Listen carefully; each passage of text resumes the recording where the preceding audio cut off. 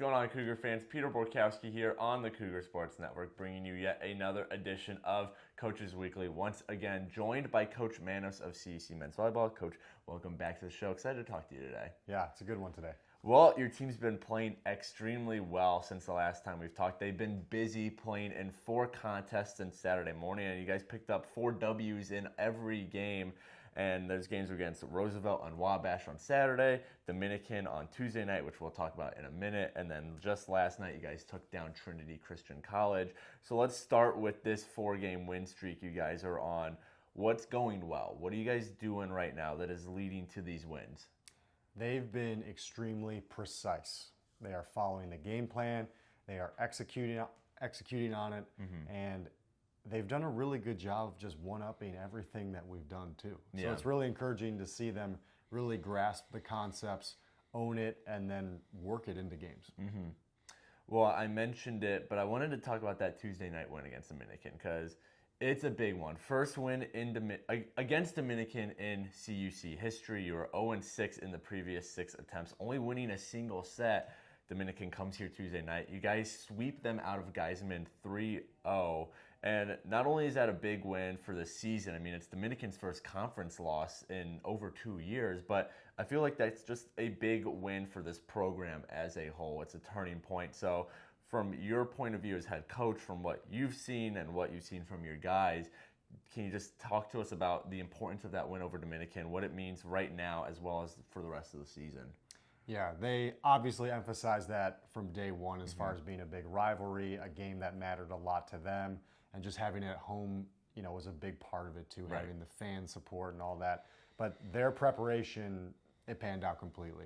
As far as their ability to watch film, note small differences in whether it's tendencies or rotations, and then to find the game plan, execute on it. I mean, they were so smooth, so fluid. I was just thrilled to see them not just play at that high of a level, but really get that success. Right. Because I know that's been a struggle just with the matchup in the past, and they owned it. They deserved it. They won it outright. I mean, I was very proud of them, very happy, and I think it was just a big turn of the corner here in terms of the amount of success we can have as a program.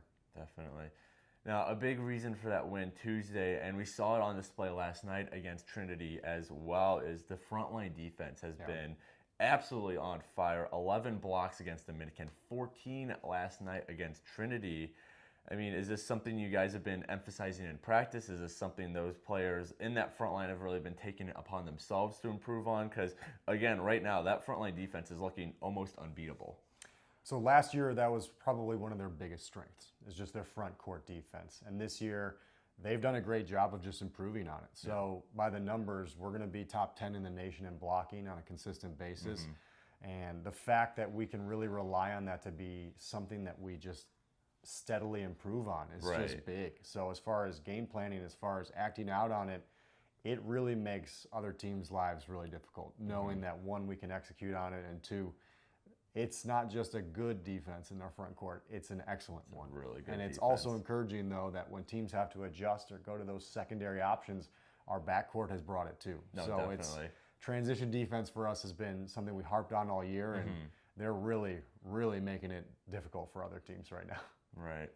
Well, another try is coming up this Saturday. The Concordia Chicago try. You guys welcome Cal Lutheran and Wabash back to Geisman. Wabash, you guys beat Saturday, as I mentioned. But this is a lot of games for your team in a short amount of time. I mean, in this week span, you guys will have played 6 matches alone. You guys have another try in the middle of next week, which is spring break, and then a NAC back-to-back Friday and Saturday of next week as well. What are you doing as head coach to make sure that your guys are fresh, that they're not going to run into fatigue, they're not going to run out of gas, especially when we get to those NAC games, which is when these games really start mattering in terms of end of the season results? Just how are you keeping your guys in it despite all these games they're playing? Yeah, load management is the big word that we use in the volleyball community, and you know, if guys are jumping or hitting a certain amount based on the results we find after the game, I mean, we have to adjust our practice plans and our training routine the next couple days. Right. So if we have guys who hit 100 balls, say, just yesterday, you know, we're going to make sure that the next 2 days are a little bit lighter or simpler. We can still practice some things as far as keeping them down and not getting a lot of impact. But just working with our strength coach here and panning out over the next week, like you said, it's a marathon, and we can't sprint it. So we have to just make sure they're taking care of themselves in the PT process, and then also just in practice, some guys are going to have to lighten the load and just make sure we execute it on game day.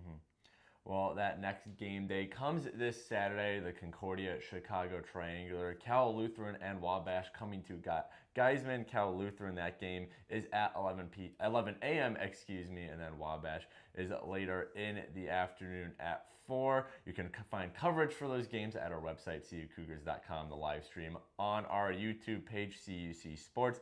Coach Manos, congrats on the recent success. Hopefully we get to see that continue this weekend, and I'm excited to talk to you again when we speak next time.